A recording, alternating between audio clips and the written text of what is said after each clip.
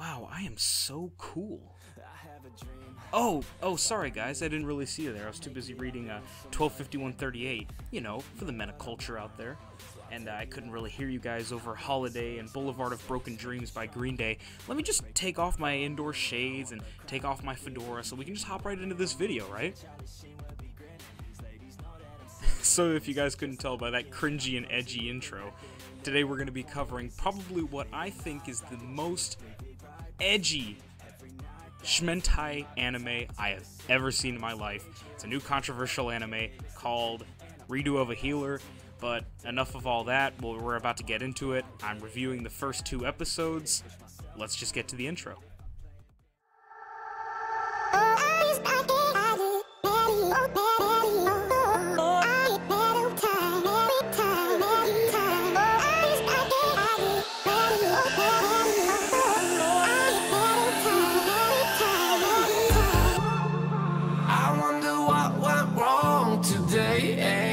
Why do I feel like I linger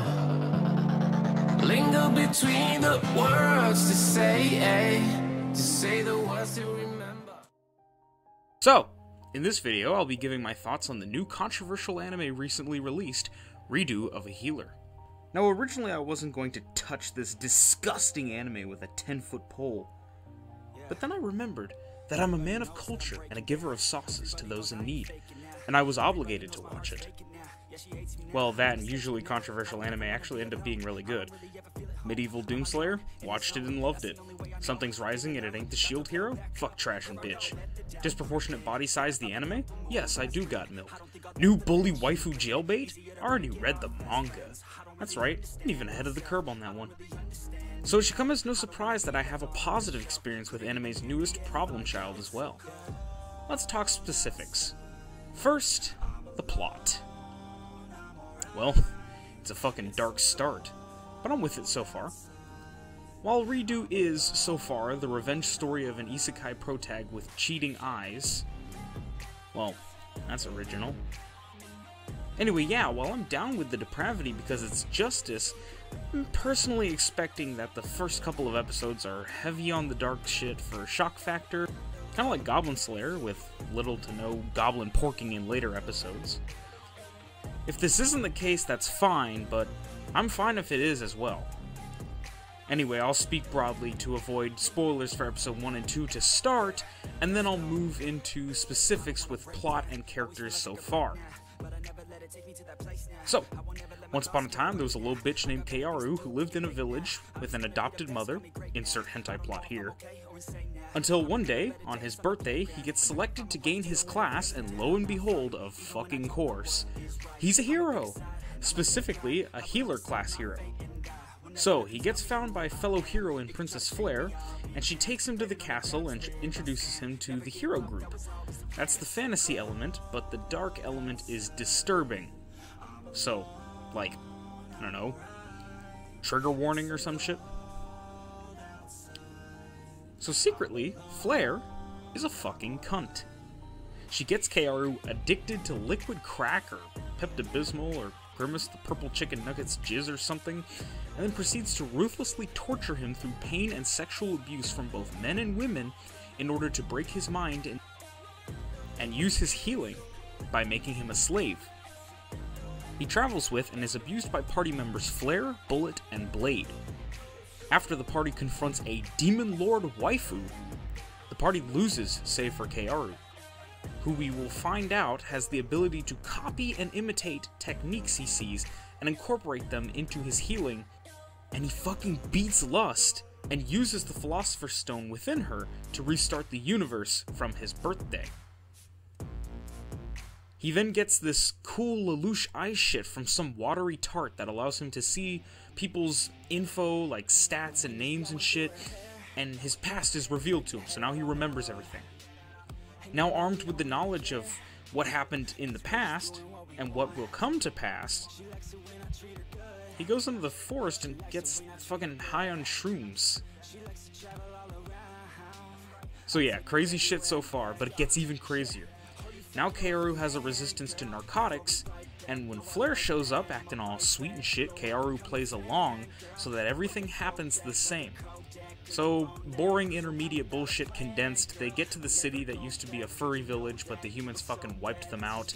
Kaoru meets fucking Norm the King, with his whack-ass name, and remembers that he's bonkers strong, so he waits to enact his plan till Norm fucks off. Everything's great for old Kaoru at first. Sweet digs, nice crib, and he gets to fuck a hot maid every night. So this is great and all, but while Kaoru is fucking and sucking, experience and knowledge out of the maids secretly while they fuck, Flare sets her plans into action. First, to test Kaoru's healing, she has him heal Kureha Krylet's arm. She lost it in a fight against a high-level demon, and it's at this point that we actually learn that Kaoru's healing is special for two reasons. One, he heals the physical and emotional pain of the injuries, but he feels them while he's healing it. And two, he heals things by actually changing something's physical form, you know. I believe he mentions that it's through an alchemical process, but he can straight up regrow limbs or alter muscles or anything like that. Now the weakness of the ability, the fact that he feels the injury as he's healing it, is initially what sets Flare off as we see her multi-side. And she tries to get Kaoru to heal, but he's quote-unquote traumatized. This was true in the first timeline. He was actually traumatized by the healing experience, but for the second one he's just playing along. It's all part of his ploy. So Flare goes sicko mode and drugs his ass, imprisons him, and tortures him. bit of a switch, a bit of a hard 180 from what we've seen up to this point from her. He gets abused by this fucking nobody guard captain dude. And he gets fucked by multiple men and women while being forcibly addicted to drugs. Oh, and Flare also does this.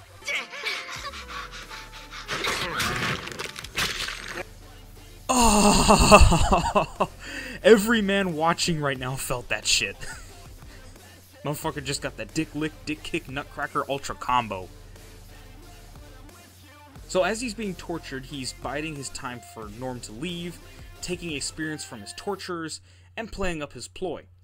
Finally, Norm goes off to the fucking loser convention or some shit, and Kaoru easily escapes. He tracks down that bitch-ass guard captain, swaps his faces with him, and fucks his vocal cords so that he can't talk. Quote-unquote Captain Guard Dude turns in a captured quote-unquote Kaoru, who goes on to be brutally tortured. Some karma there. Well, Captain wants to talk to Flare privately, so they go to her private quarters, and she's got a guard detail, but the Captain kills Flare's guards, reveals himself to be Kaoru as he reveals this master plan, and then he goes on to Flare for revenge. Is it fucked up? Abso-fucking-lutely. Is it a teensy-weensy bit satisfying? Maybe.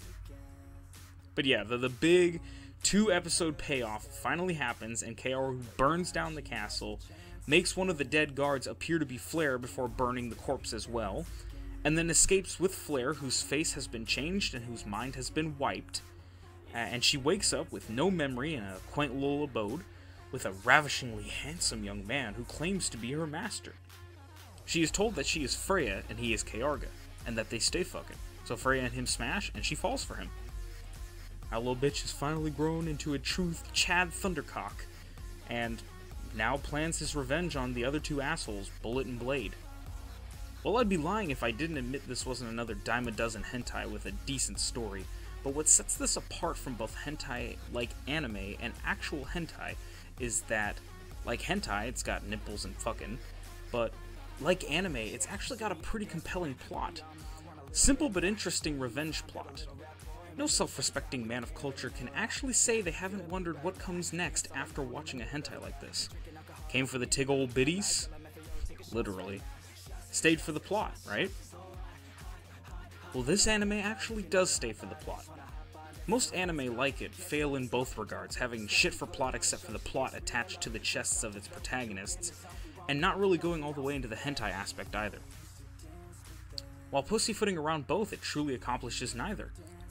Where Redo really succeeds is that it invests in both the prisoners of horny jail and regular weebs. Now you really can stay for the plot. I highly recommend Redo of Healer based on what I've seen so far, and rate it a 6 out of 10 with strong potential for an 8 depending on how good it gets. I hope you all enjoyed this little review. Smash that like button like Freya be smashing Kayarga for more episodes of this review. Comment down below what else you'd like me to review or your thoughts on this anime. Subscribe for more of my content and hit the notification bell for instant updates on new releases. Thank you guys for watching, and I'll see you next time. Peace. Up that shit